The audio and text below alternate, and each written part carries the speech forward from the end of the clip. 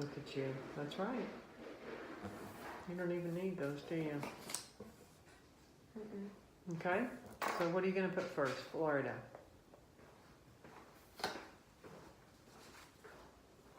Mm-hmm.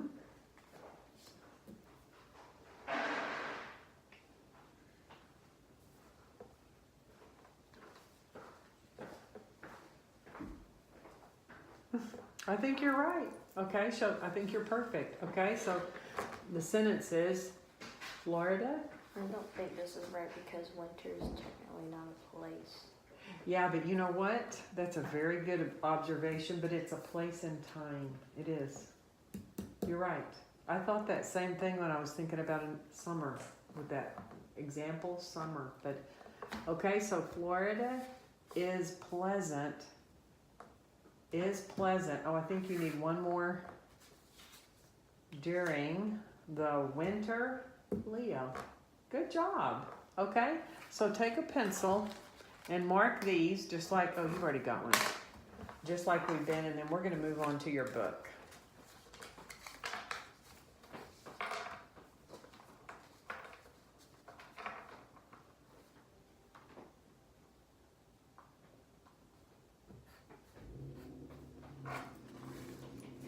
Perfect. Very good. Next time we're going to have to just do verbs and stuff since that's what you're doing at school, so you can show me how good you're doing with that. All right. Okay, so now we're going to go back to Pearl Harbor. And last time we talked about the background of Pearl Harbor, and I told you about my dad being at Pearl Harbor. And so this time we looked up some words about Pearl Harbor, and let's read a little bit about Pearl Harbor. What was Pearl Harbor? Okay, so have you read since we read last time? No, I read in reading. Huh? I read Okay. one chapter in reading. See, you know what? This is going to help you see this better. Do you see how Japan is here and Hawaii is here? Like if you wrap that map that we had around, they're not quite so far. I read all the way to Chapter 2? here. Okay. Chapter 3. All right. So top secret. Let's just take turns reading. Why don't you start? The attack was top secret right from the start. Japan's fighter pilots had months of training, but they didn't know what they were training for. They were kept in the dark until right before the attack was set in motion. Very few in the Japanese military knew about the plan either. For many months, not even Empire. Okay, that's kind of a hard word. Emperor Hirohito Was told. Neither was the mild-mannered Japan's Okay, that's kind of hard, but that's Japanese ambassador in Washington, D.C. He learned about the attack after it happened. By mid-November, the Japanese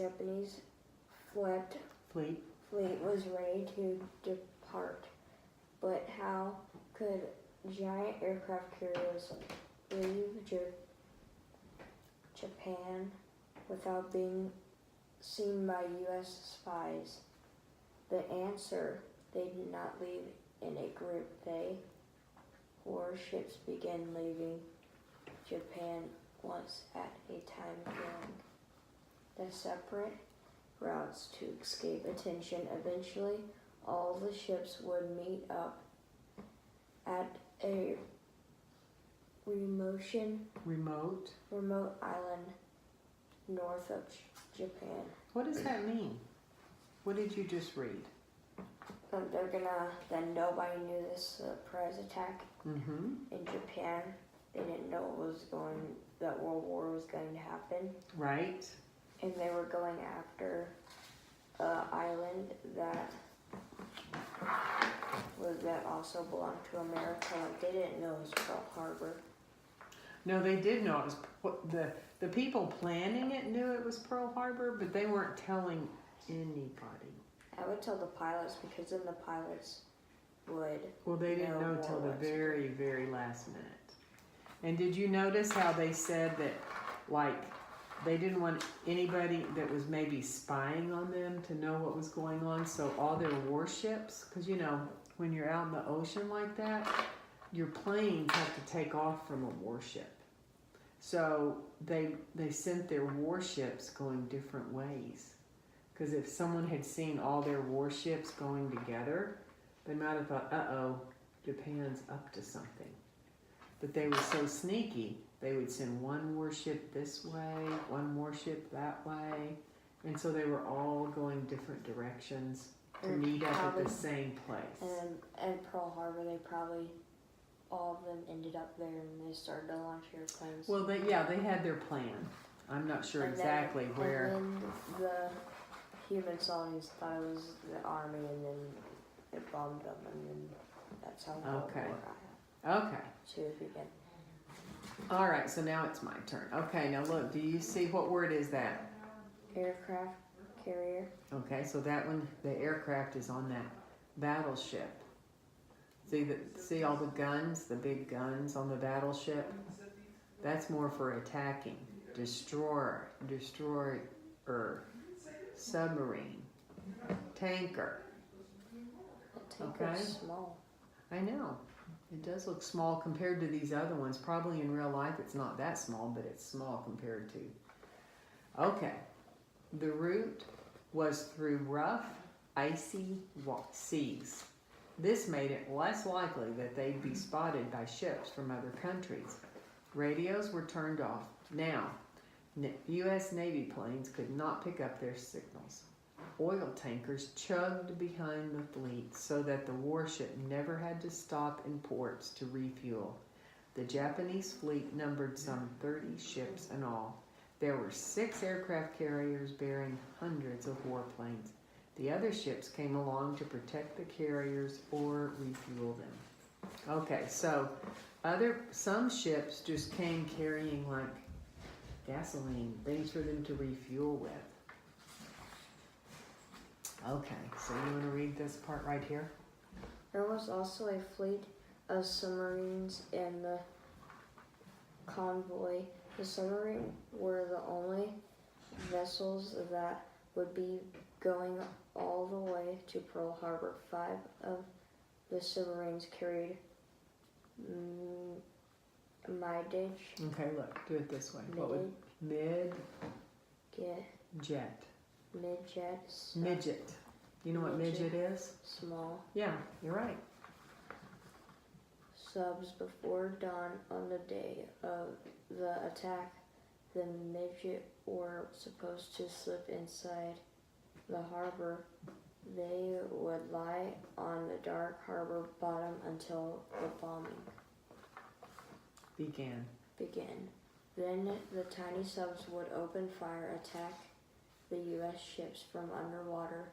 The commander in charge of the ship at sea was Vice Admiral Nagumo. I think that's a good sounding out, Nagumo.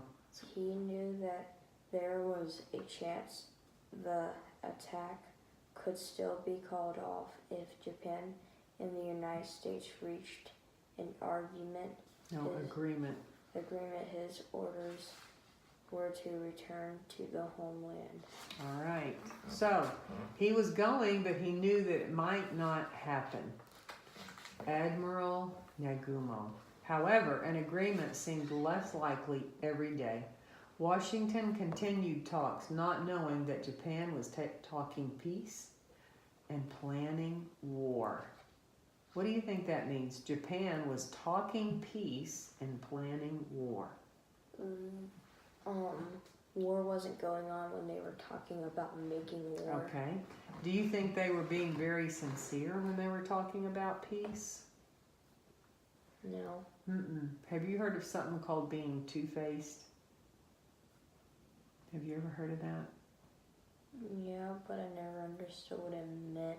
Okay, that's like if you're one way, like if this admiral was like, or if someone was meeting with President Roosevelt and they were saying, yes, we want to meet with you. Yes, we want to try to work this out. Yes, we want to have peace.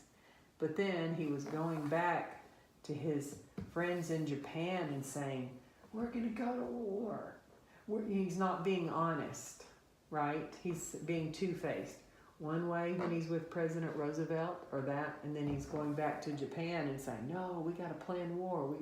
So the people in Japan were acting one way around the Americans, but they weren't really, that's not what they were really doing. I just lie to them and say, yes, we'll have peace, and then right when the moment comes in this World War II, we don't come. Yeah. So in reality, like at school, if someone was being two-faced, it would probably mean that someone was being nice to you when they were when they were with you, and maybe say bad things about you behind your back. That's somebody that would be two-faced. Like they're one way around you and another way when they're not around you. Does that make sense? Okay, that's what two-faced means. So they were being kind of two-faced with us. President Roosevelt offered to lift the trade embargo if Japan withdrew its troops from Indochina. Okay, is it your turn to read or is it mine? I actually forgot. No, it's my turn, isn't it? That idea, okay, so he offered to lift a trade embargo if Japan withdrew its troops from Indochina. So he wanted Japan to, see, Japan had kind of put troops in and was trying to take over. Let me see if I can see over here. See this area? This is called Indochina. So he said, you know what? We will open up our trade with you. You know, we can exchange goods and both make money from each other if you will quit putting your troops here. Because they were kind of ruling and taking over this part of the world. Well, they weren't happy about that. They still wanted that power. That idea made Japan furious. On December 1st, Japanese military leaders met with the emperor, okay, and I want you to read up here. To urge him to go to war. Prime Minister Tojo grimly reported, matters have reached the point where Japan must begin war to preserve her empire. The ex-emperor agreed. The next day, Nagumo received a message. Climb Mount Nataka. It said Mount Nataka was the highest mountain in the Japanese Empire. The message was a secret way of saying, proceed, attack Pearl Harbor. Okay. So did they actually mean for him to go climb this mountain? He probably won't be emperor anymore from climbing that mountain. No. Naguma is not the emperor. He's the one that was heading, remember, he was the one that was heading over here. The commander in charge of the ships at sea was Vice Admiral Naguma. Mm-hmm. So when they sent him a message and said, climb Mount Nataka, did they mean for him to leave his ship and go climb a mountain? No. What did they mean? They meant that he should keep on going to war. Yes, exactly. Until they finally stopped. Yes, what they meant was charge on. We're going to go to war. Do that challenge. All right. Hey, well, look, we're already at chapter 4. Trouble at Dawn. Good. Well, you're doing a very good job with this, Preston. So what kind of